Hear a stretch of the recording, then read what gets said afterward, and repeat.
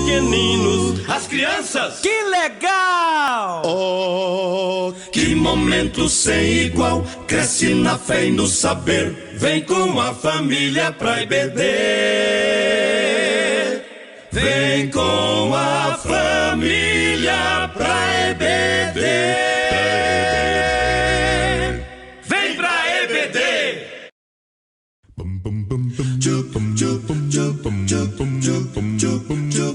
Estudar a Bíblia, estudar a Bíblia, estudar a Bíblia na escola dominical. Estudar a Bíblia, estudar a Bíblia, estudar a Bíblia na escola dominical. Vem mais de Deus aprender, fortalece e faz crescer. É domingo de manhã na EBD. Os jovens aprendendo, adultos sim estão, também os pequeninos, as crianças. Que legal! Oh, que momento sem igual, cresce na fé e no saber, vem com a família pra EBD. Vem com a família pra EBD. Vem pra EBD.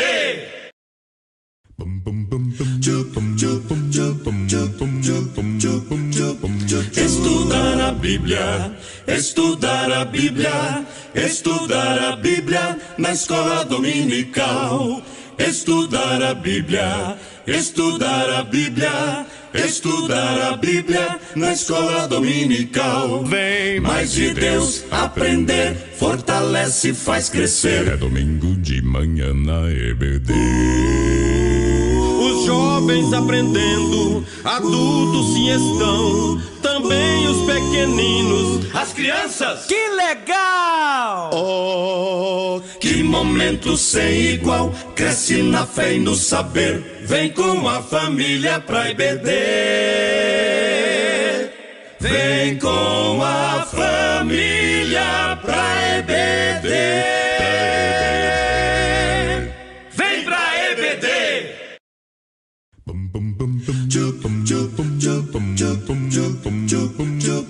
Estudar a Bíblia, estudar a Bíblia, estudar a Bíblia na escola dominical. Estudar a Bíblia, estudar a Bíblia, estudar a Bíblia na escola dominical. Vem mais de Deus aprender, fortalece e faz crescer. É domingo de manhã na EBD. Os jovens aprendendo, adultos sim estão, também os pequeninos, as crianças. Que legal! Oh, que momento sem igual, cresce na fé e no saber, vem com a família pra EBD. Vem com a família pra EBD. Vem pra EBD.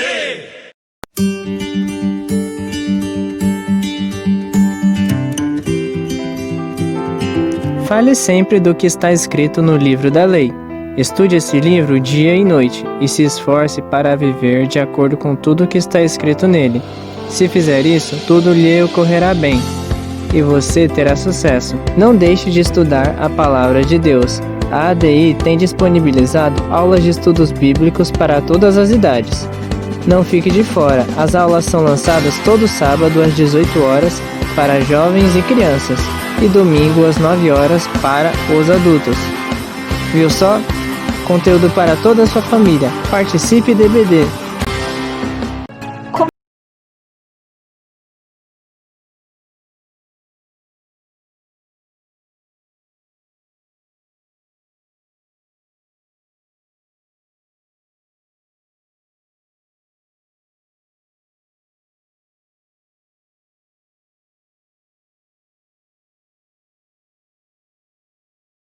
Deus abençoe. Tchau, tchau. O Ministério de Evidência com Cristo tem trabalhado para manter a qualidade e a excelência para que você e a sua família possam assistir aos cultos, a EBD e a muitos outros conteúdos que estão disponíveis neste canal. Por isso, não deixe de se inscrever e deixar o seu like. Assim você será notificado quando lançarmos novos vídeos e além de contribuir para que o conteúdo chegue a outras pessoas. Curta as nossas redes sociais, lá você ficará por dentro de todas as realizações da ADI. Desejamos a todos um bom culto e Deus abençoe vocês. Bom, meus irmãos, a paz do Senhor Jesus, que Deus nos abençoe a todos, nós que estamos aqui e também você que está aí na sua casa assistindo esta reunião dominical. Eu quero convidar os irmãos para nos colocarmos em pé. Nós vamos orar ao Senhor neste momento. Em nome de Jesus Cristo, nós nos reunimos aqui, Senhor, nesta manhã com o propósito de oferecer ao Senhor mais um culto em adoração a Ti. E também, Senhor, que nesta reunião nós possamos aprender mais um pouco acerca da Tua palavra, da vontade do Senhor para as nossas vidas. Eu peço, pois, a ajuda do Teu Espírito Santo sobre a minha vida e também sobre a vida de cada um que se encontra aqui e sobre a vida daqueles que estão nos assistindo, para que nós possamos ter uma boa clareza, uma boa compreensão daquilo que for ministrado nesta manhã. Em nome de Jesus, amém. Podemos assentar, meus irmãos. Bom, pois bem, semana passada nós começamos a aula dominical falando sobre ética na família e nós vamos, por algumas aulas, tratar desse tema sobre ética na família. Na semana passada a gente falou de uma forma mais global, mais generalizada sobre o que é a ética na família. Hoje nós vamos falar um pouco sobre a ética no matrimônio. Mas só para quem não acompanhou a aula passada ou não teve a oportunidade de assistir ainda, uma definição do que é a ética cristã, ela é o estudo da nova vida que devemos viver em Jesus. Ou seja, a partir do momento que nós entregamos a nossa vida a Cristo e passamos a servi-lo como Senhor e como Salvador, nós também devemos aprender um novo padrão de como ser, como viver uma vida em Cristo. Então, isso é ética cristã. E hoje a gente vai começar falando, eu já queria pedir aos irmãos para abrir a Bíblia em Gênesis, capítulo 2, versículo 24. Que nós vamos começar do início, da origem, o relato bíblico que fala sobre a criação do homem e da mulher. E nesse relato nós vamos ver aí que existem 3 ordenanças acerca do matrimônio. E isso mostra, inclusive, a relevância que tem o compromisso assumido, por um homem e por uma mulher nesta relação conjugal. Então, quem tiver achado aí que puder ler para nós, eu quero também dizer a você que está em casa acompanhando essa reunião de culto, que você pode enviar a sua pergunta também. Hoje eu estou com o celular aqui do lado, para que se você fizer alguma pergunta referente ao tema, eu já possa ler aqui e estar respondendo ao vivo para todos, ok? Então, se você tiver alguma pergunta em relação à aula, pode mandar a mensagem que nós responderemos. E quem está aqui presente, é só levantar a mão e você pode fazer também a sua pergunta e nós vamos responder. Gênesis capítulo 2, 24. O que está escrito aí? Quem achou, leia para nós. Portanto, deixará o varão o seu pai e a sua mãe, e apegar-se-á à sua mulher, e serão ambos uma carne. Muito bem. Quais são os 3 mandamentos acerca do matrimônio que estão inseridos nesse texto que nós acabamos de ler? Vejam bem, o pastor leu na versão corrigida que diz assim: deixará o varão seu pai e a sua mãe. Então, o primeiro mandamento acerca do matrimônio é deixar os pais. A partir do momento que o homem e a mulher se conhecem e decidem viver maritalmente juntos, eles precisam entender com base na lição anterior, que eles vão construir uma nova unidade familiar. Se vão construir uma nova unidade familiar, eles precisam deixar, então, os pais. É claro que eu não estou falando aqui no sentido de, às vezes, o filho vai casar e vai morar no mesmo terreno que o pai, que a mãe, não é nesse caso. Isso nós falamos sobre a família extensa, né, na aula passada. Mas falando em relação à estrutura familiar, você pode ter 10 pessoas morando no mesmo quintal, você pode ter 10 pessoas morando dentro da mesma casa, mas cada marido e mulher constitui uma unidade familiar. Então é nesse sentido, deixar o homem, o pai e a mãe para se unir à mulher. Então o segundo mandamento é exatamente esse, uma nova unidade social. E deixa o pai, deixa a mãe para quê? Para se apegar à sua mulher, na revista corrigida, na linguagem de hoje, que nós usamos isso, para se unir com a sua mulher. Então o propósito de deixar pai e mãe é para constituir uma nova unidade familiar. E o terceiro, né, mandamento é a unidade, né, ou a união do casal. E serão ambos uma carne, ou os dois se tornam uma só pessoa. Então os 3 mandamentos que estão inseridos, né, nesse versículo que nós acabamos de ler, para deixar bem claro para todos, é deixar os pais, primeiro. Segundo, formar uma nova unidade social, né, uma família. E terceiro, unir-se. Os dois passam a ser uma só pessoa, uma só carne. Ou seja, um passa a viver agora em função do outro, né, no sentido de companheirismo, de atenção e etc. Isso a gente vai falar mais adiante. Indo um pouco para o Novo Testamento, agora avançando um pouco na Bíblia, uma certa feita os fariseus questionaram Jesus sobre o divórcio. Nesta aula eu não vou falar sobre o divórcio, mas talvez, eu não vou prometer a vocês, mas talvez a gente trate uma aula só para falar sobre divórcio, mas como esse não é o propósito principal da aula, se eu não o fizer, os alunos que tiverem interesse, depois a gente manda o estudo ou publica lá no nosso ambiente virtual para aqueles que quiserem acompanhar. Mas os fariseus questionaram Jesus sobre o divórcio. E aí o que Jesus deixou bem claro na sua resposta aos fariseus? Marcos capítulo 10, versículo 6 até o versículo 9. Jesus deixa claro que, através do matrimônio, o homem e a mulher se tornam uma só pessoa, unidos por Deus. E é interessante, enquanto você procura em Marcos 10, 6 a 9, que essa unidade que a Bíblia se refere, né, que a Bíblia refere lá tanto em Gênesis quanto agora também em Marcos, nas palavras de Jesus, ela só é possível quando há a figura do homem e da mulher. Vou deixar bem claro isso mais uma vez para a gente entender. Quando Jesus fala que Deus ajuntou, não separe o homem, vejam que ele está incluindo aí a figura do homem e a figura da mulher. Você não tem aí a figura de 2 homens ou de 2 mulheres. E por que o homem e a mulher? Porque Adão não continha em si os 2 sexos.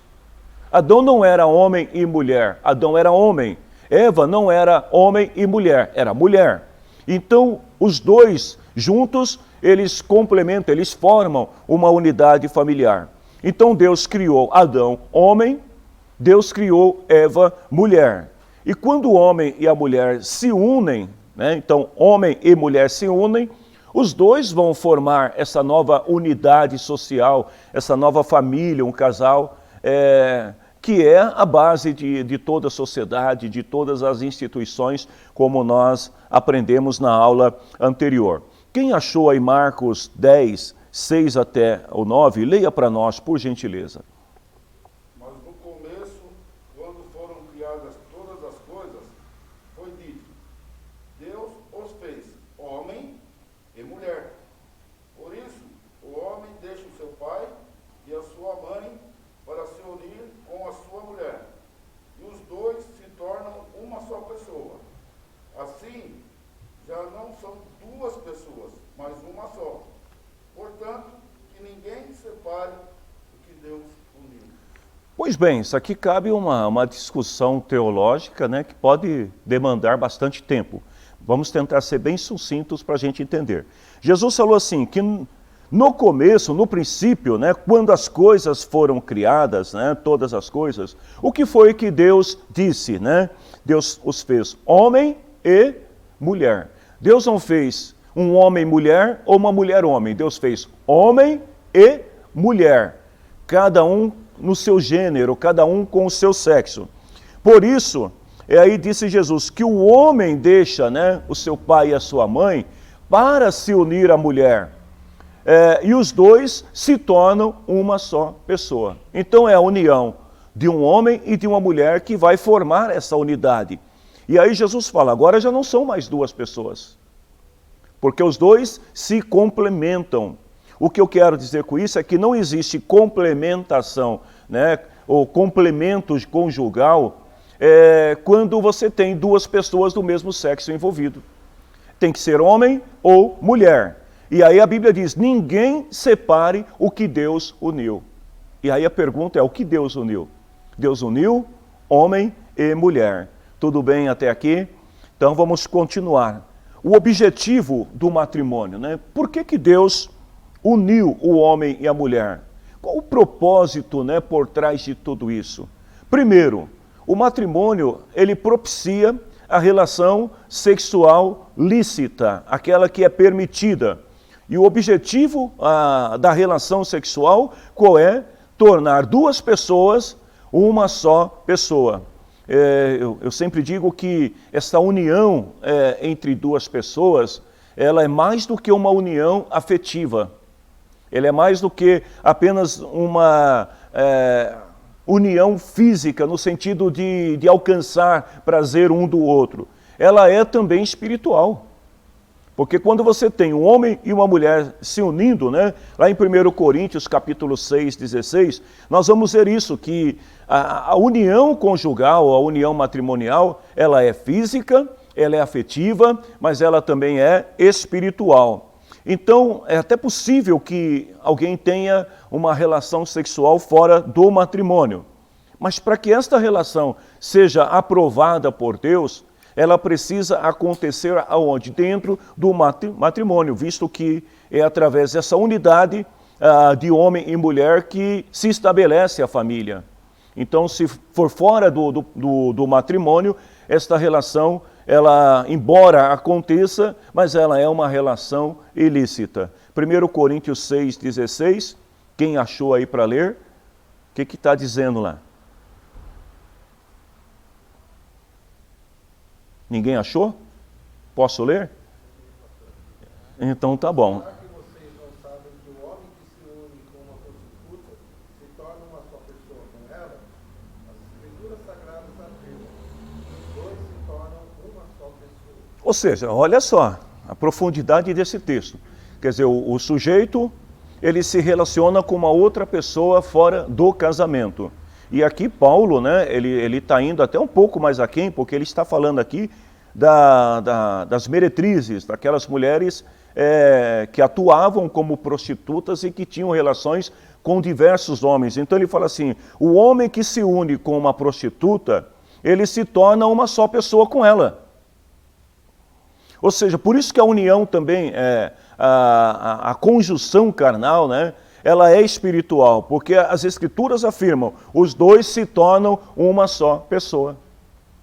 Então a relação sexual ilícita, ela viola o significado, né, do casamento de acordo com a vontade divina. Se Deus tivesse interesse que o homem ou a mulher tivessem parceiros, ele certamente teria criado um harém de Eva para Adão. Você já parou para pensar nisso? Adão teria um harém de Eva. Ou ao contrário, Deus teria criado um monte de Adão para uma Eva. Mas vejam que Deus ele cria um homem e uma mulher. Porque os dois juntos formam a unidade familiar. Os dois juntos constituem, então, a vida conjugal, o matrimônio. Quando você tem uma terceira pessoa envolvida, você tem uma violação daquilo que é o matrimônio do ponto de vista bíblico, do ponto de vista que Deus, né, como Jesus falou, que Deus juntou, não separe o homem. Segundo, o matrimônio também é visto nas Escrituras como um pacto. Né? Todo mundo aqui sabe o significado de um pacto. Algo que você afirma, que você contrata com alguém, é uma aliança, né? E quando o homem e a mulher decidem viver juntos, eles estão fazendo o quê? Um pacto. Porque eles estão se comprometendo que os dois vão caminhar juntos, serão companheiros por toda a vida. Todo mundo aqui casou no religioso ou só no civil? Teve alguém? Eu não sei, não lembro mais, já faz um tempinho que eu casei, então já não lembro como que o rapaz lá do civil diz, mas como pastor, eu sei que no religioso sempre aquela pergunta célebre, né? Você está disposto, né, a ser fiel na vida, né, na riqueza, na pobreza, na saúde, na enfermidade, etc. Então, naquele momento, fala também?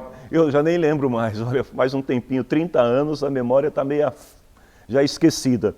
Mas vejam bem, naquele momento, tanto o homem quanto a mulher, eles empenham a sua palavra. Mais do que um documento assinado, eles estão empenhando a palavra. E a palavra, ela tem um poder tão grande ou até maior do que o documento. Embora, do ponto de vista legal, hoje, né, se vê necessário a assinatura de documentos, mas a palavra tem um poder maior. Tanto que Jesus falou assim, você vai ser julgado pela tua palavra. Então, quando o sujeito, né, o homem e a mulher ali, ele se declara, olha, eu estou disposto, você companheiro de fulano por toda a vida. A disposição para se amar mutuamente. Porque ninguém obrigou ali, a pessoa está dizendo, não, eu vou amar, eu vou cuidar um do outro. Então isso é o pacto, o matrimônio, ele é um pacto que não deveria ser quebrado. Mas a gente vai ver que existem situações, não vamos tratar disso hoje, que podem levar a esta quebra do pacto, da aliança. Mas o propósito de Deus, né, o plano original de Deus, é que não houvesse quebra desta aliança ou desse pacto. Malaquias capítulo 2, versículo 14 até o 17, Deus exige a fidelidade do homem para com a mulher com quem ele casou. Ali o profeta, ele está fazendo uma grave acusação ao povo de Israel que se distanciou do Senhor e estavam violando o pacto do matrimônio. Eu vou ler para vocês Malaquias 2, 14 a 17, que diz assim, cada um de vocês pergunta, por quê? Né? Por que o Senhor está nervoso conosco? Por que o Senhor se irou contra nós? E ele fala, é porque Deus sabe que você tem sido infiel à sua esposa, a mulher com quem casou quando era moço. Ela era sua companheira, mas, olha aqui, você quebrou a promessa que fez na presença de Deus e que seria fiel a ela. Então aqui houve uma violação do pacto, da aliança. O profeta continua no versículo 15 e fala assim, não é verdade que Deus criou um único ser, feito de carne e espírito? E o que é que Deus quer dele, deste ser? Que tenha filhos que sejam dedicados a Deus. Portanto, tenha cuidado para que nenhum de vocês seja infiel à sua mulher. Pois o Senhor Todo-Poderoso de Israel diz, eu odeio o divórcio, odeio o homem que faz uma coisa tão cruel assim, ou seja, Deus, ele tem essa quebra, essa violação do pacto como algo muito cruel, né? Que não deveria acontecer. E ele fala, portanto, tenham cuidado, que ninguém seja infiel à sua mulher. Vocês falam demais, continua o profeta. O Senhor está cansado de toda esta conversa. Mas vocês ainda perguntam, como foi que fizemos com que Deus ficasse cansado? Né? Deus estava irado com o povo. E ele diz, foi por dizerem assim, o Senhor Deus pensa que os que fazem maldade são bons e de fato Deus gosta deles. Ou seja, o povo estava acreditando que o fato de quebrar uma aliança, um pacto, não mudava nada, não alterava nada na vida deles. E aí o profeta fala, ou então vocês perguntam, onde está o Deus justo? Na verdade, Deus estava vendo tudo aquilo acontecer e Deus não estava se agradando. Como eu penso que Deus não se agrada nos dias de hoje também, quando você tem essa ruptura, essa quebra do pacto da aliança. É claro que aqui nós não estamos entrando na questão da doutrina da salvação. A gente precisa saber separar as coisas. Nós estamos falando de ética. Então Deus, ele não se agrada disso. Deus não sente prazer nisso. Mas só que o povo estava dizendo assim, Deus não se importa porque nada está acontecendo. E por isso que ele levantou o profeta para dizer, olha, vocês estão sendo infiéis. E depois vocês perguntam por que as coisas acontecem. Eu tenho um colega que ele paga pensão para 3 esposas. 3, tá? Paga pensão para 3 esposas. E aí eu lembro que um dia ele estava conversando comigo, nós estávamos almoçando num restaurante, e ele falou assim para mim, ele falou, meu amigo, a situação está preta, estou sem dinheiro, estou duro, estou quebrado. Aí eu olhei para ele, né, com aquele sorriso, né, cristão, e falei, meu amigo, ninguém mandou você casar 3 vezes. Depois ele casou na 4ª, mas não deu certo, separou, e está indo para o 5º matrimônio. Toda vez que tem uma quebra, vai ter consequências. Então, independente do sujeito aceitar a Cristo e se arrepender e se converter e alcançar a salvação pela fé em Cristo, independente disso, ele quebra um padrão. E quando ele quebra, ele arca com as consequências. Então, toda vez que você tem a quebra da aliança, do matrimônio, né, do pacto do matrimônio, o que vai acontecer? Nós vamos ter filhos sofrendo, nós vamos ter a sociedade fragilizada por conta das estruturas que é a base da sociedade que está sendo quebrada. Nós vamos ter a igreja também sofrendo, toda a sociedade, aliás, tudo sofrendo, porque uma ação vai desencadear outras reações que vão trazer consequências. E na maioria das vezes essas consequências são graves, são desastrosas. Não estou generalizando.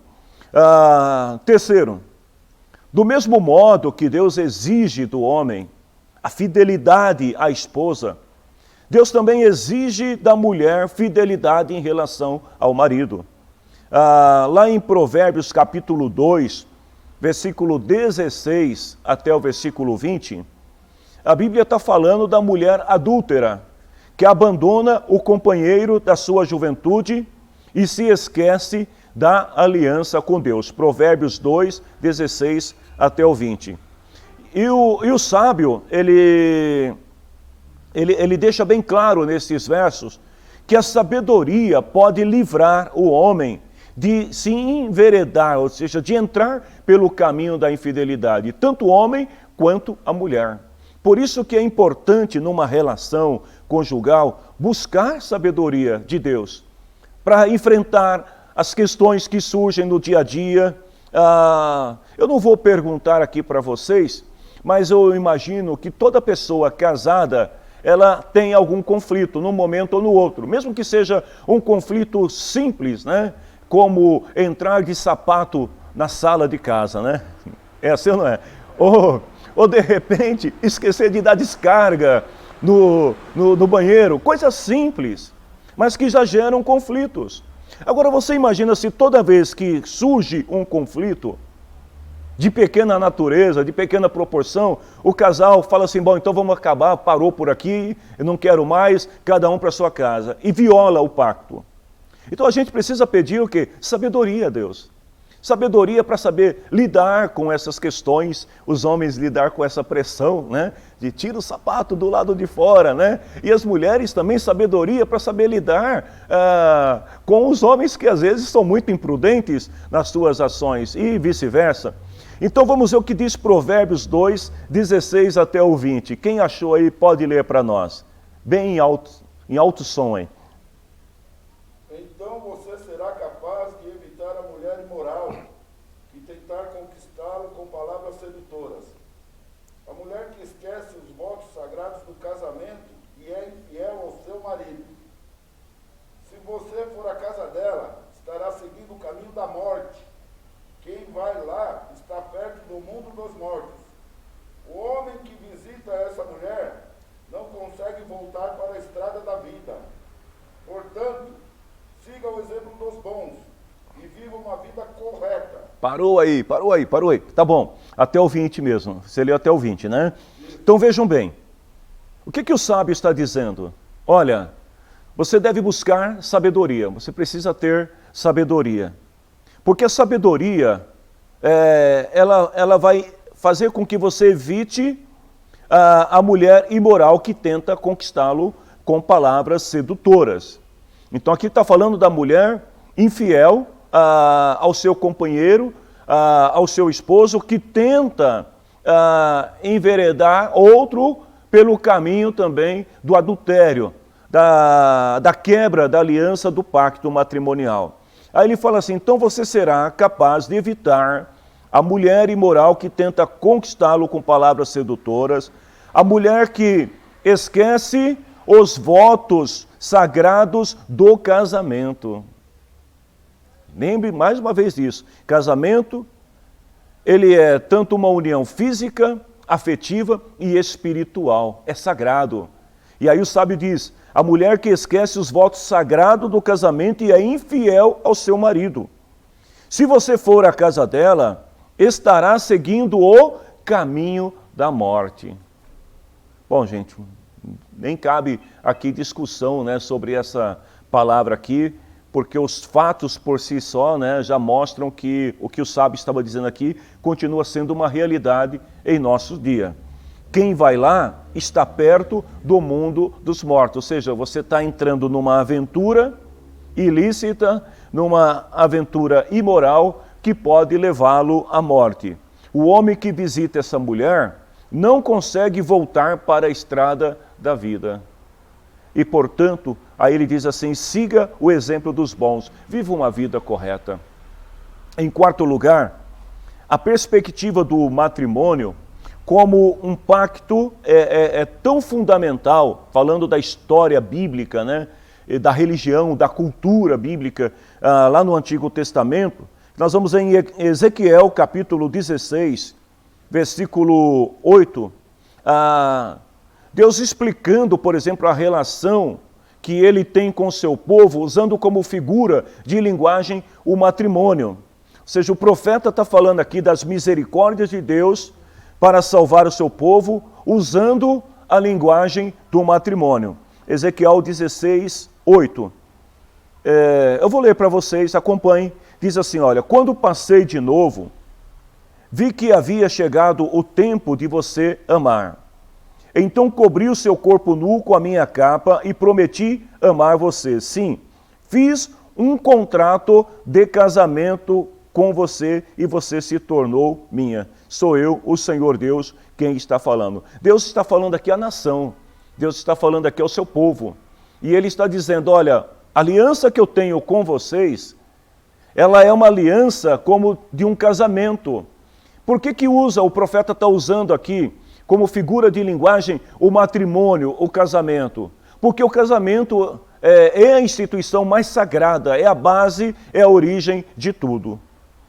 Então, diante disso, irmãos, o que nós vimos? Que o matrimônio, ele é um chamado divino. A pessoa que encontra alguém que ela pode amar, que ela pode entregar a sua vida e viver a sua vida com essa pessoa, considere isto como uma bênção de Deus, como um chamado divino para você. O primeiro, e mais importante chamado é a união do casal na comunhão. Como assim? Quando Deus une duas pessoas e elas passam a comungar, a viver uma vida em conjunto, elas passam então a projetar a sua vida pessoal, emocional, sexual, profissional, ministerial, espiritual juntas. As pessoas passam a tudo que elas vão fazer, elas passam a ter uma projeção conjunta daquilo que pretendem. E o sucesso de um é também o sucesso do outro. Não deve haver disputas dentro de uma relação conjugal. Porque se a esposa estiver bem, o marido estará bem. E se o marido estiver bem, a esposa também estará bem. Então, o primeiro propósito desse chamado é a comunhão. Nós vamos ver que lá no protótipo do casamento, chama de protótipo porque foi o primeiro, Adão e Eva no Jardim do Éden.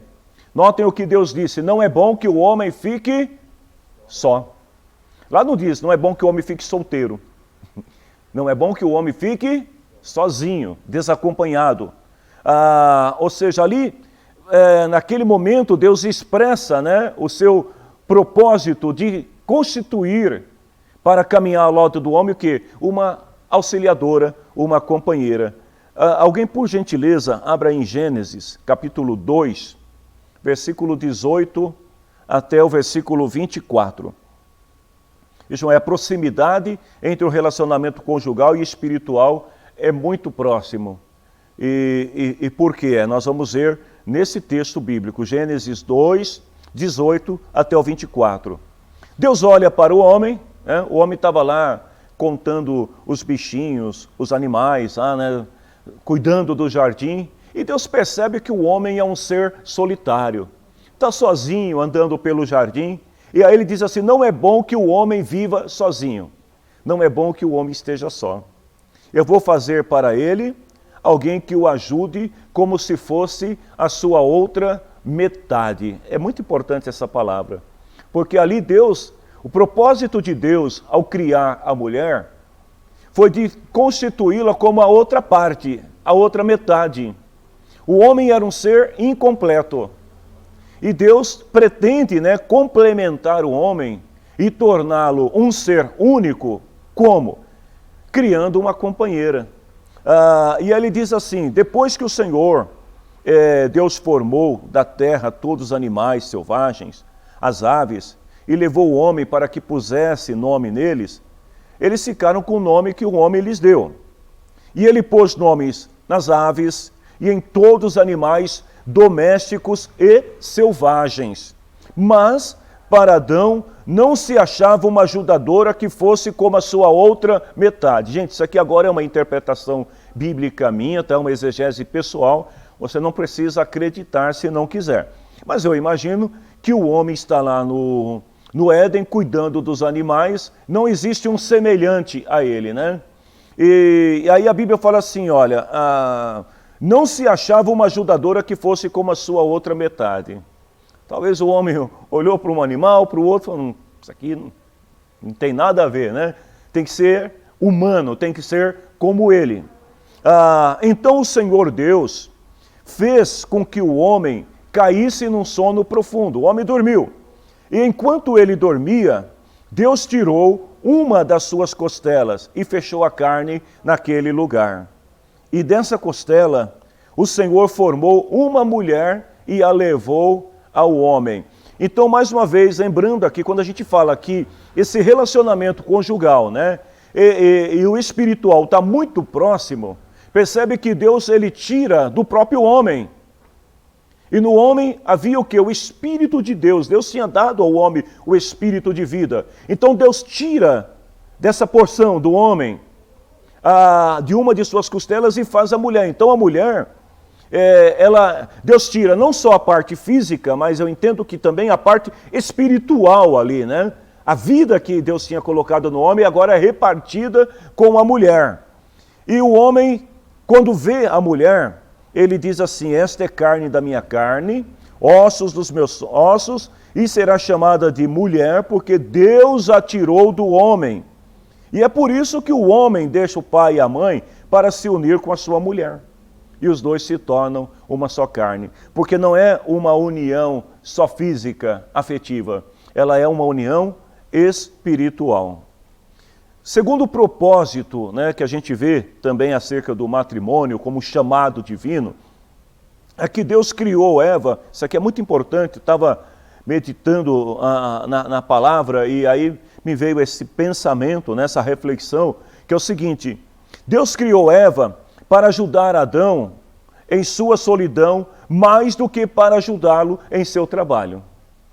Ou seja, Deus não criou Eva para trabalhar e fazer o pesado para Adão, como que se fosse uma empregada de Adão, né? Olha, eu vou criar Eva aqui, e aí o Adão fica de boa e Eva...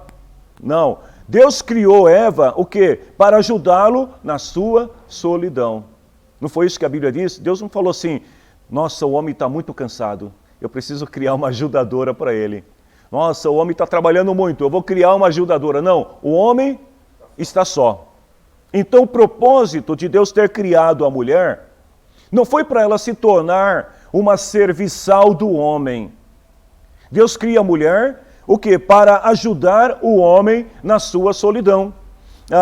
E essa expressão que a gente vê aqui de ajudadora, na linguagem corrigida diz, para que lhe seja idônea, esta palavra significa estar de acordo com o que está diante dele. Ou seja, Deus cria a mulher, né, para servir perfeitamente ao propósito de complementar o homem na sua solidão e não deixar o homem se sentir só. Por isso que eu diria que as mulheres, esposas, elas têm um poder muito grande, tanto para motivar quanto para desmotivar o esposo. Tanto para levar o esposo a sair de um ostracismo, de uma situação de frágil, como também para colocá-lo na mesma situação. É só você olhar, vamos exemplificar aqui, né? O esposo de 1,55 m, tá bom de altura, né? 1 metro, é mais baixo que eu, hein? 1,55 m de altura, 48 quilos, casado com uma jovem senhora de 1,70 m, 65 quilos. E aí os dois saem na rua e de repente um sujeito de 1,90 m, 110 quilos, começa a provocar o casal. Aí a mulher olha para o seu baixinho e fala assim, querido, resolve a parada aí. O baixinho de 1,55 m, ele vira um homem de 3,10 m. E ele vai para cima, ele não tem medo. Aí eu estou imaginando a cena aqui, o grandão põe a mão na cabeça dele aqui e o baixinho tentando socar, mas ele não desiste. E quando acaba, ele tem aquela sensação que ele venceu, ainda que ele esteja todo quebrado. Sabe por quê? Porque a mulher tem esse poder de motivar. Porque ela está diante do homem para ajudá-lo na sua solidão e complementar o homem. Então, mulheres, sejam sempre a motivadora de seu esposo. E homens, não vejam as mulheres como suas empregadas. Porque Deus não criou a mulher para ser empregada, mas Deus criou a mulher para complementar a solidão do homem, ou seja, trazer ao homem aquilo que estava ali faltando. Isso remete à imagem de um espelho, né? Como assim de um espelho? Vamos imaginar o seguinte, eu vou tocar com as mãos abertas aqui, ok? Vamos imaginar que vocês aí são o espelho e eu estou aqui com as mãos abertas. Qual é o lado esquerdo e qual é o direito de vocês? Esse aqui, o que é? Esse é o esquerdo? Esse é o esquerdo?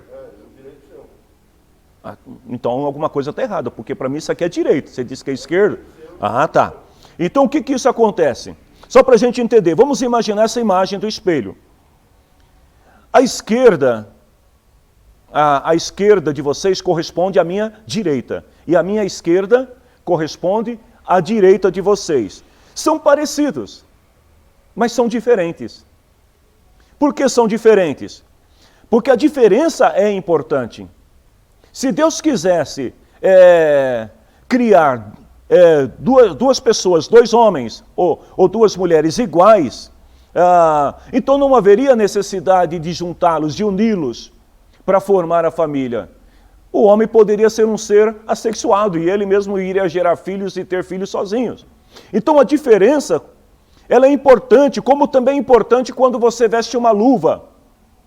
Você não consegue vestir a mão esquerda na direita, porque cada uma foi feita exatamente para aquilo. Ou seja, elas têm coisas em comum, elas são parecidas, as duas são importantes, mas elas são diferentes. O ser humano foi criado à imagem de Deus. Portanto, o homem estava sozinho. Quando Deus cria a mulher, ele fala assim, olha, ela vai estar diante de você. Ela não é igual a você, mas ela se parece com você. Por isso que existem tantas controvérsias na vida conjugal. Pois não, pastor? Pastor, eu gostaria de dar uma opinião. Sim. É o seguinte, o homem e a mulher, ele é tão perfeito, e tão diferente que é igual um carimbo. Igual um carimbo. Carimbo. Muito bem. Você só lê ele se você colocar na frente do espelho, porque ele é à esquerda. Muito bem. Obrigado, pastor. O carimbo, o pastor Bosco fez uma definição também clássica, que é muito importante. O carimbo, né? Você só vai conseguir ler ele, né, se você colocar ele no espelho para poder projetar aquilo que realmente ele é. E ele só é real quando carimba. E ele só é real quando carimba. Profundo, hein, pastor? Olha, mais uma para me anotar aqui depois, para não esquecer. Então vejam bem, embora sejam parecidas, ambos se complementam, mas são diferentes. Aí você fala assim, mas eu estou olhando no espelho, eu estou me vendo. Mas só que, quando você olha a perspectiva que você tem, que a esquerda é direita e a direita é esquerda. Porque a mulher é mulher e o homem é homem. São diferentes. Então o homem estava sozinho. E Deus, ele cria, né, a mulher e traz a mulher para o homem. E quando traz, o que ele fala? Esta sim é carne da minha carne, ossos dos meus ossos. Mas ela não era o homem. Ela era a mulher. Era o complemento, né? Era a outra metade. E os dois juntos, por isso que Jesus fala que os dois juntos se tornam uma só carne, porque os dois se complementam. O terceiro propósito do matrimônio está relacionado mais à doutrina da igreja. E aí eu vou voltar um pouquinho no tempo, mais ou menos lá no século XV, XVI ou XVII, quando a igreja ela se pronuncia com mais ênfase em relação ao matrimônio, e ela inclui, né, também como parte da responsabilidade, do compromisso, do propósito do casamento, a colaboração ou ajuda mútua, a procriação e também a pureza do matrimônio. E qual é a base bíblica para isso? Gênesis, capítulo 2, versículo 18 e 25, que diz assim, não é bom que o homem esteja sozinho, eu vou fazer alguém que lhe ajude. Então, aqui a gente tem o princípio da colaboração mútua, da ajuda mútua, como se fosse a sua outra metade. Ou seja, o homem e a mulher, eles se juntam, e essa junção vai gerar o quê? Novos filhos, novos seres. Tanto o homem como a mulher estavam nus e não tinham vergonha. Fala o quê? Da pureza do matrimônio. Então, com base nesse versículo, a gente pode afirmar o quê? Primeiro, ajuda mútua, né? Tarefas, não é responsabilidade só da mulher. Talvez, ainda bem que a gente tem poucos homens aqui hoje, e eu acho que todos aqui não vão ver nenhuma objeção em relação a essa fala. Mas se tiver também, eu gostaria que você entendesse que ajuda mútua é tarefa da esposa e do esposo. Os dois se ajudam. Não quer dizer que o homem vai ter que fazer todas as tarefas de casa, ou que a mulher vai ter que fazer todas as tarefas do homem. Mas eles precisam encontrar uma balança onde as responsabilidades, os compromissos são divididos. A colaboração mútua, porque ambos se complementam. Então, se você tem um esposo e uma esposa que ambos trabalham, e aí chegam do trabalho, às vezes até chegam juntos, né? A mulher corre para o fogão e o marido corre para o sofá, alguma coisa está errada. Precisa haver um complemento. E quando a gente fala de ética cristã, de vida cristã, a gente começa a dar exemplo de quem nós somos a partir do lar, daquilo que nós fazemos dentro de casa. Se não é bom para o homem ficar só, também não é bom para a mulher. Por quê? Ora, se o homem estava só, né, ele era incompleto, a mulher só também, ela vai ser um ser incompleto, tanto que é os dois juntos que formam uma só pessoa. Então, isso não é doutrina nova, está falando de algo novo. O propósito do casamento inclui exatamente isso, companheirismo. Os dois precisam estar juntos para serem um só. E ainda falando sobre companheirismo, Provérbios capítulo 5, versículo 18 até o versículo 20. O companheirismo do matrimônio se expressa na coabitação. O que é coabitação? É vida em comum, quando os dois vivem de modo igual e no amor conjugal. Quem achou aí Provérbios 5, 18 a 20, leia para nós, por gentileza. Alguém achou? Portanto, alegre-se com a sua mulher. Seja feliz com a moça com quem você casou. Amorosa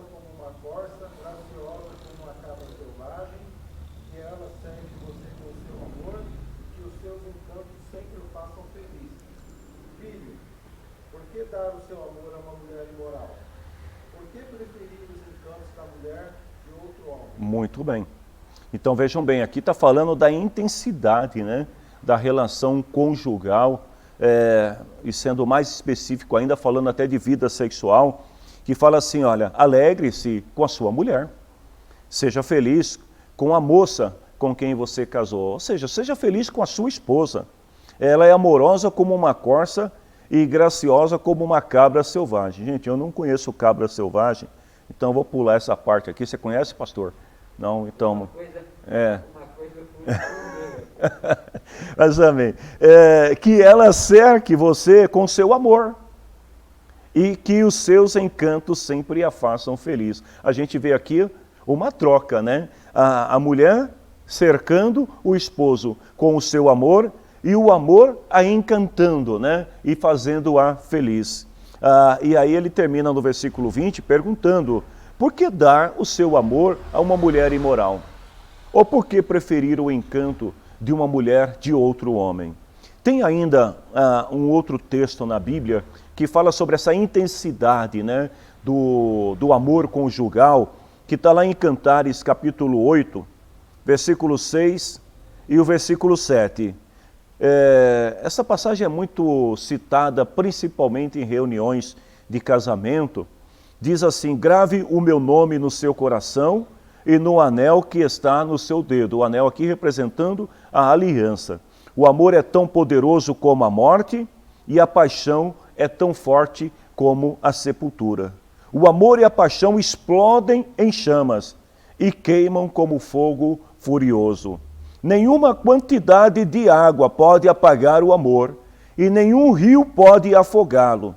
Se alguém quisesse comprar o amor e por ele oferecesse as suas riquezas, receberia somente o desprezo. Uau! Que palavra, hein, irmãos? Ou seja, o homem que ama a sua esposa e a esposa que ama o seu esposo, ele diz aqui que nenhuma quantidade de água pode apagar o amor. E nenhum rio pode afogá-lo. E nenhuma riqueza na terra pode comprar o amor conjugal. Isso é lindo, é maravilhoso. Então o amor não está condicionado ao que o outro tem. As posses, né, propriedades, posição. O amor é um sentimento que é gerado no coração, no interior. E esse sentimento, ele se aflora e faz com que os dois se unam e selem um pacto, né, pelo matrimônio, uma aliança pelo casamento, pela vida em comum. Eu quero falar para vocês ainda, nessa aula, sobre 7 princípios que são importantes, né, são fundamentais para uma vida matrimonial abençoada, debaixo, né, da bênção de Deus e dentro do padrão daquilo que nós consideramos como ética no matrimônio. Primeiro, é que o matrimônio é uma aliança. Esse é o primeiro princípio que todos nós devemos tê-lo sempre gravado no coração e na mente. O matrimônio, o seu casamento, é uma aliança. É mais do que um contrato bilateral assinado entre duas partes. Um homem e uma mulher ali, na presença de testemunha. É muito mais do que isso. Porque o contrato, na hora que você não quiser, você contrata um advogado, ou hoje até é possível você ir direto no cartório e resolve a parada. Pronto. Você cerra o contrato. Mas o casamento aos olhos de Deus é uma aliança, é um pacto que não pode ser quebrado. Uma aliança firmada diante de Deus com o objetivo de união permanente e sexualmente exclusiva. Aquelas duas pessoas que decidiram casar, eles estão dizendo um para o outro: olha, eu vou viver para você e você vive para mim. Eu te ofereço prazer, você me oferece prazer. Eu te amo, você me ama. É uma troca, né, entre os dois. Lá em Malaquias capítulo 2, 14, que nós lemos, nós vimos aqui, o povo quebrou a promessa que fez na presença de Deus, de que seria fiel à esposa. Então houve uma quebra. E essa quebra não se dá, não tem nada a ver com o registro, né, com um contrato bilateral assinado pelos dois e pelas testemunhas. Tem a ver com a aliança que você firmou diante de Deus. Aí alguém vai dizer assim, pastor, mas o meu casamento está insustentável. Bom, isso é um capítulo à parte para uma outra aula sobre a ética no matrimônio e o divórcio. Nós não vamos falar sobre isso hoje. Até porque o nosso objetivo é valorizar o matrimônio, é valorizar a união conjugal. Mas a gente precisa entender que para que isso aconteça é uma aliança. Então uma aliança que você não quebra a toda hora, a todo momento. Segundo princípio, é seu dever defender um matrimônio. Não é dever do pastor. Não é dever do pai, não é dever da mãe, da melhor amiga ou do melhor amigo. É seu dever. Eu me lembro de um pastor, ele já dorme no Senhor, que ele me contou uma experiência muito triste que ele teve uma vez, quando um casal, homem e mulher, eles viviam brigando entre si, havia muita confusão entre eles, e eles ficavam naquelas idas e vindas, e aí uma vez o marido agrediu fisicamente a mulher com violência, se separaram, e depois ele ficou triste e procurou o pastor e falou assim para o pastor, pastor, eu queria que você me ajudasse a reatar o meu casamento, eu amo fulana, pastor, olha, eu sei que eu errei, mas ela não quer me ouvir, conversa com ela. E o pastor, ele era um pastor novo no ministério naquela época, e ele então, atendendo aos pedidos do rapaz, do esposo que tinha agredido a esposa e estavam separados, foi falar com a mulher, e ele conversou e falou para ela, minha filha, você já tem 2 filhos, seria melhor vocês ficarem juntos, porque você vai se separar com 2 filhos, e isso foi nos anos 80, já faz muito tempo, volta com ele. Aí a mulher falou assim para o pastor, pastor, eu vou voltar com ele, porque o senhor está me pedindo, e o senhor é o pastor da igreja, mas se dependesse de mim eu não voltaria. Pois bem, o casal voltou. Uma semana depois, diz o pastor, que eles tiveram uma breve discussão. O homem pegou a faca na cozinha e matou a mulher. Esse pastor, ele faleceu recentemente, era muito meu amigo, e ele falou assim, sabe o que eu aprendi? A não se meter em briga de casal. Porque às vezes, a gente naquele desejo de querer ajudar, a gente pode acabar provocando uma destruição. Esse pastor, ele falou que carregou isso por toda a sua vida, esse peso de uma decisão errada e precipitada. Queridos, não é o pastor que vai devolver o seu matrimônio, não é o vizinho, não é outra pessoa, é você que tem que defender o seu matrimônio. E como é que você defende o seu matrimônio? Você, lá em Efésios capítulo 5, versículo 29, diz assim, que ninguém odeia o seu próprio corpo. Pelo contrário, cada um alimenta e cuida bem do seu corpo, como Cristo fez à igreja. Ora, se marido e mulher, eles formam um só corpo, então não pode ter violência, não pode ter agressão, porque ninguém odeia o seu próprio corpo. E quando há violência, quando há agressão na vida conjugal, aquele que agride, ele está ferindo também o seu próprio corpo, porque a esposa ou o esposo faz parte, os dois formam uma só carne. Então aqui Paulo estava falando sobre Cristo e a igreja, usando o matrimônio, o casamento como base, né? como exemplo, e ele fala assim, ninguém odeia o seu próprio corpo, pelo contrário, alimenta e cuida do seu corpo. Então se você está casado, casada, cuide bem do seu corpo, cuide bem do seu matrimônio, porque nem sempre o divórcio é a solução para uma crise conjugal ou para os problemas que acontecem no casamento. O casal precisa aprender a enfrentar as lutas, os desafios, as diferenças que são comuns. É interessante que você pode passar 2, 3, 4 anos namorando, mas quando vocês casam, que passam a viver debaixo do mesmo teto, é totalmente diferente. Porque aí a moça já não tem mais a proteção dos pais. Quem a protege agora é o esposo. O esposo agora, ele tem que assumir o seu papel de protetor, de guardador, de cuidador, daquele que é responsável pela parte mais frágil, como diz o apóstolo Pedro, dando honra à mulher como vaso mais frágil. Ou seja, sendo mais cuidadoso em relação a ela. Então é seu dever defender o seu matrimônio, não é dever do outro. Terceiro, você deve honrar o compromisso assumido. Esse é um outro princípio, o princípio da honra, que deve ser preservado. Porque quando você quebra uma aliança, você está desonrando a si mesmo. A sua palavra, aquilo que você declarou diante de Deus e das pessoas. Eu diria que a base que sustenta o casamento é o compromisso da aliança, é o pacto da aliança firmado pelos dois.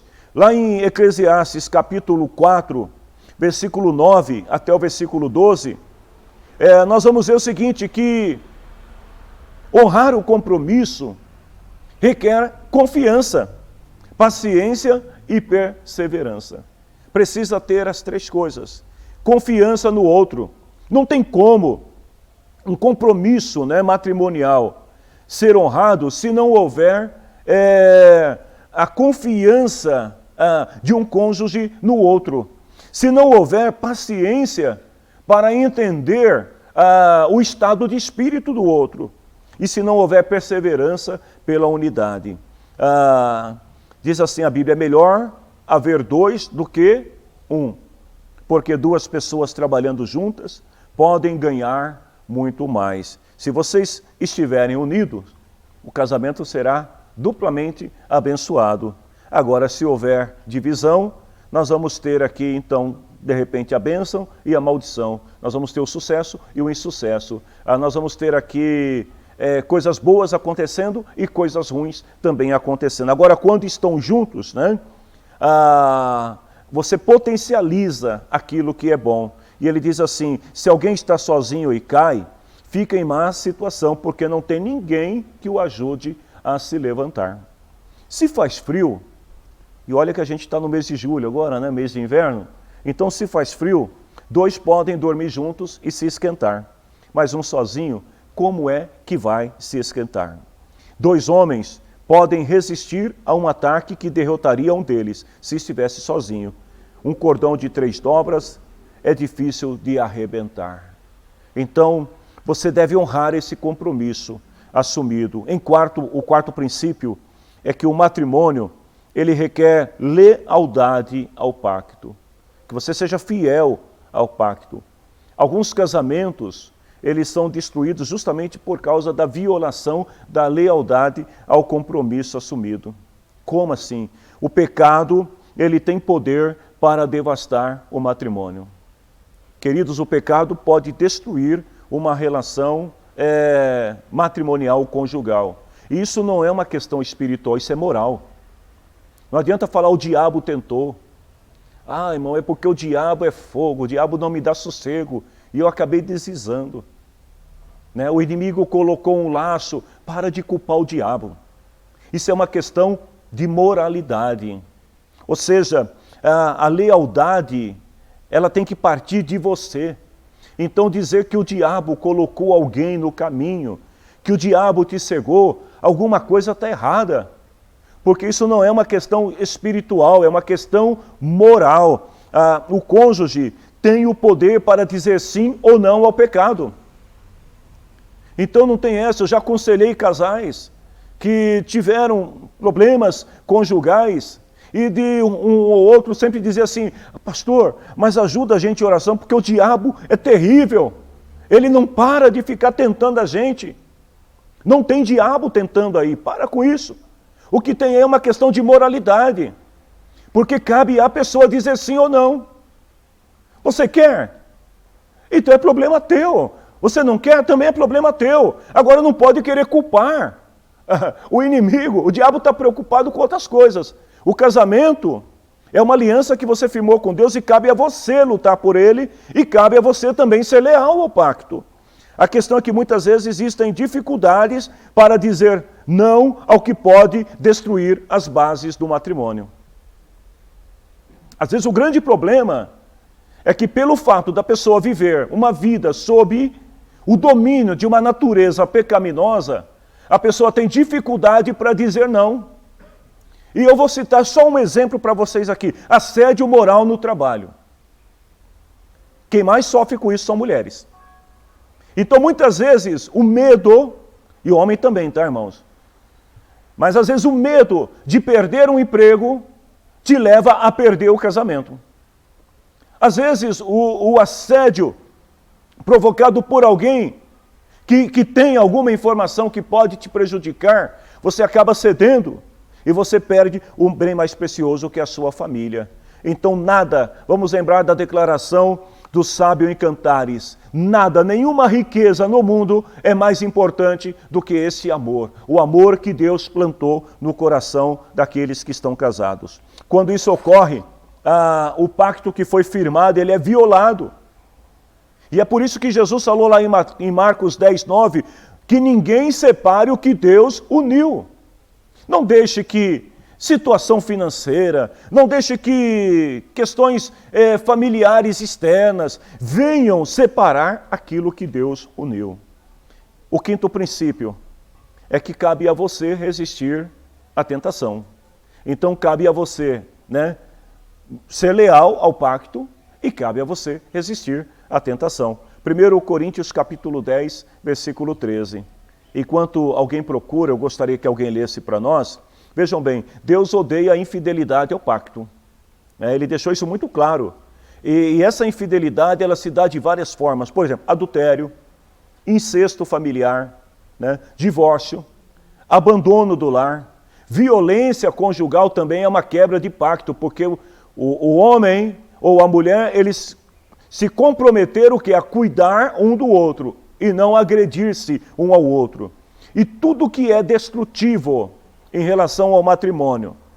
Então essas formas de infidelidade acabam rompendo a união de uma só carne. Os dois que deveriam ser um agora, eles estão separados. Isso é uma traição ao pacto, à aliança feita diante de Deus, porque não estão respeitando, e eu diria, respeitando intencionalmente ao pacto que foi firmado diante de Deus. Eu me lembro de um testemunho que eu vi há muitos anos atrás, de uma irmã jovem na igreja que começou a namorar um rapaz descrente. E ela disse que o rapaz era muito bom, era trabalhador, uma pessoa muito dedicada, e ela cristã. Começaram a namorar, era um julgo desigual. E ela foi contra a orientação do pastor, foi contra a orientação da família e decidiu casar com o rapaz. Até aí o rapaz era vamos dizer assim, o varão perfeito na vida dela. Só que logo que casaram, diz que na primeira compra que ele fez, ele pegou e tirou da sacola uma arma e falou assim para ela: a partir de hoje, quem manda sou eu. Você não vai mais para a igreja, eu não quero saber de Bíblia dentro da minha casa. E falou um monte para ela. E ela ficou muitos anos distante do Senhor, até que um dia Deus teve misericórdia e a trouxe de volta. Então vejam bem, e o seu esposo nunca aceitou a Jesus. Se tornou alcoólatra, violento, brigava, batia nela, batia nos filhos. E ela entendeu que ela tinha que suportar aquele julgo por causa de uma decisão que ela tomou errada. Deus teve misericórdia dela. Hoje o seu esposo já está bem velhinho, não aceitou a Cristo, mas pelo menos hoje já não tem força nem para levantar o garfo. Então, hoje ela já não sofre mais com a violência, mas ela passou por muitos anos de sofrimento na sua vida por causa de uma decisão tomada errada. Ou seja, às vezes a pessoa, ela casa com um propósito, mas a violência, ela pode também quebrar esse pacto, essa aliança. 1 Coríntios 10, 13 diz o que lá? Quem pode ler para nós? As tentações que vocês têm de enfrentar são as mesmas que os outros enfrentam. Mas Deus cumpre a sua promessa e não deixará que vocês sofram tentações que vocês não têm forças para suportar. Quando uma tentação vier, Deus dará forças a vocês para suportá-la, e assim vocês poderão sair dela. Muito bem. Deixa eu ver se eu consigo fazer uma colocação aqui para vocês, em relação às pessoas que vêm para a igreja, achando que a igreja vai resolver o seu problema matrimonial. Deixa eu falar uma coisa, irmãos. para quem está dentro da igreja e para quem está fora. As tentações que vocês têm de enfrentar são as mesmas que os outros enfrentam. Então alguém fala assim, eu fui para a igreja não resolveu o problema do meu casamento. Ah, porque outros dizem assim, eu fui para a igreja e me separei. Porque às vezes as pessoas acham que a igreja, ela vai criar uma redoma em volta dela e vai protegê-la daquilo que os outros enfrentam. O Paulo está dizendo, olha, as tentações que vocês têm de enfrentar são as mesmas que os outros. Os mesmos problemas acontecem. Dentro da igreja, infidelidade conjugal, adultério, né, divórcio, acontece dentro da igreja.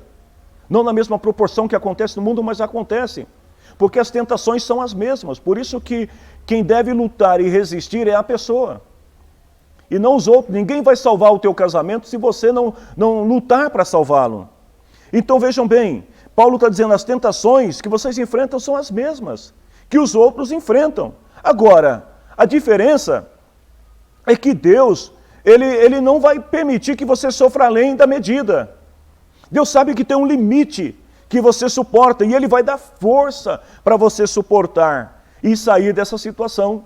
Agora, como é que Deus vai dar força para alguém suportar? Como é que Deus vai dar força para alguém sair de uma situação se a pessoa também não se dedica em buscar a Deus?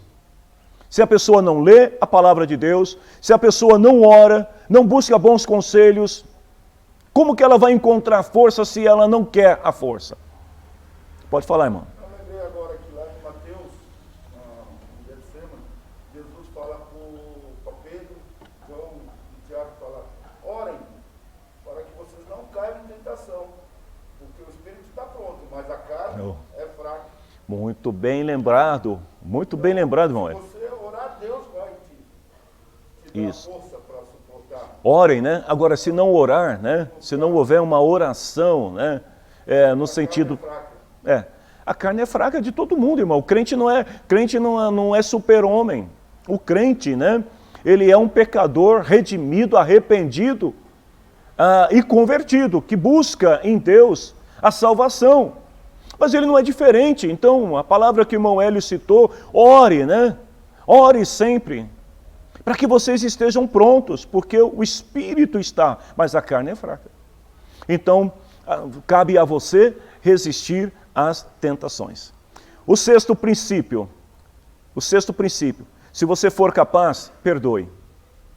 Eu até coloquei, eu fiquei procurando, falei, como que eu posso passar isso para os meus irmãos, de uma forma bem sucinta e bíblica. Se você for capaz, perdoe. Por que que eu coloco se você for capaz? Porque existem situações em que a aliança se torna insustentável. E aí, nesses casos, a gente deixa para uma próxima aula para falar sobre esse tema. Mas o fato de o pacto ter sido violado não significa o fim do matrimônio.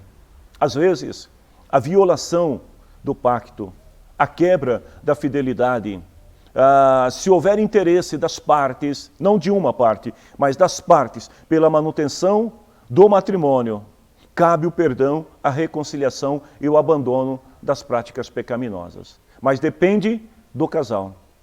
Ou seja, não deve ser uma imposição. Como pastor, eu diria a vocês que eu jamais vou obrigar alguém a estar dentro de um leito, ou aliás, num leito, né, que haja pecado, se a pessoa não entender que tem que sair daquilo, tem que mudar de vida. Então é preciso que o casal entenda isso. Olha, houve uma quebra, houve uma violação do pacto. Está disposto a perdoar? Está disposto a sair, a abandonar, a mudar de vida, né? Lá em 1 Coríntios, capítulo 7, versículo 10 e 11, Paulo fala assim, para os que já estão casados tem um mandamento.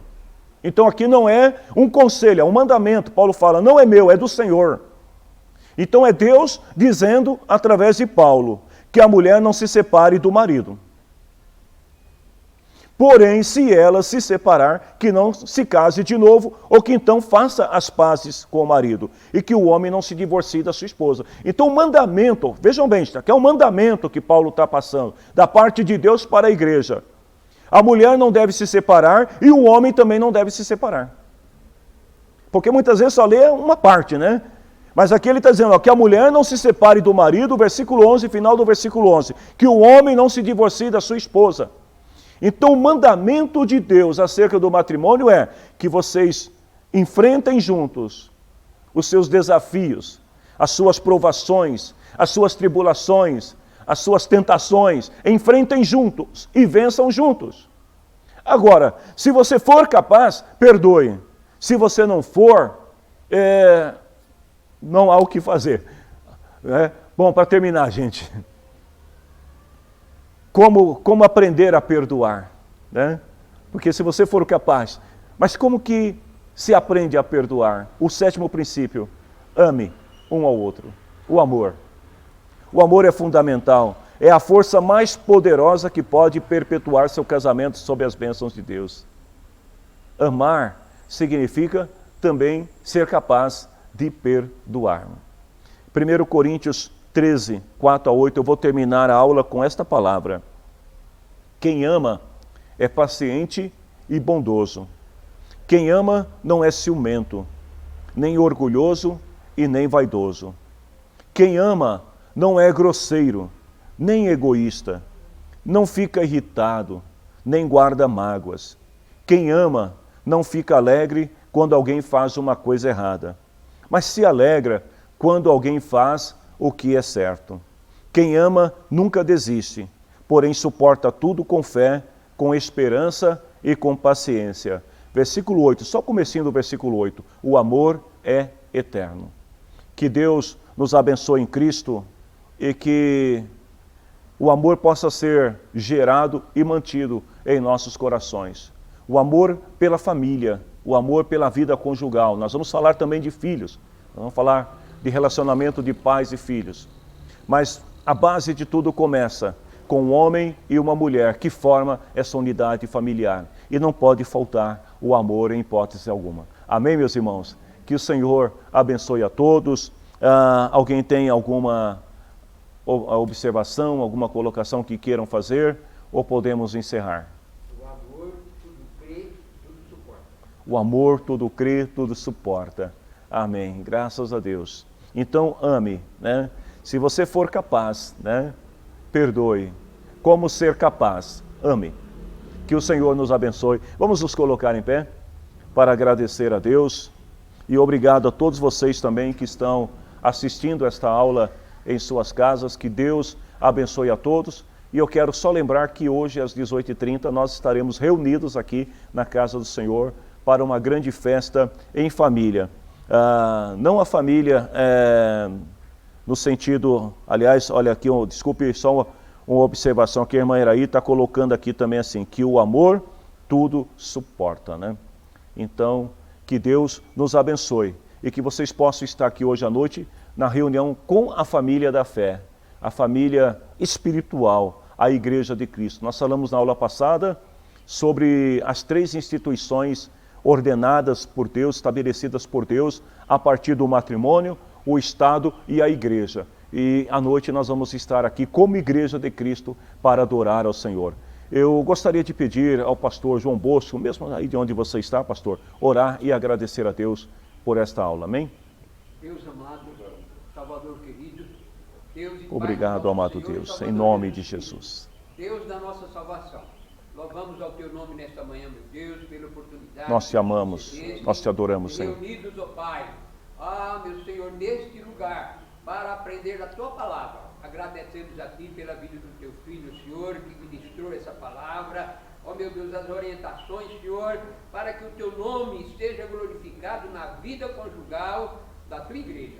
Pai amado, assim, ó Pai, que o nosso sentimento espiritual seja para estarmos unidos a teu Espírito, para a glória do teu nome. Abençoa cada um dos teus filhos e filhas aqui, Senhor. Nos dá um dia abençoado e nos prepara para o culto maravilhoso em ti hoje à noite. É o meu pedido em nome de Jesus. Amém. Amém. Que o Senhor Deus abençoe a todos nós. Até mais.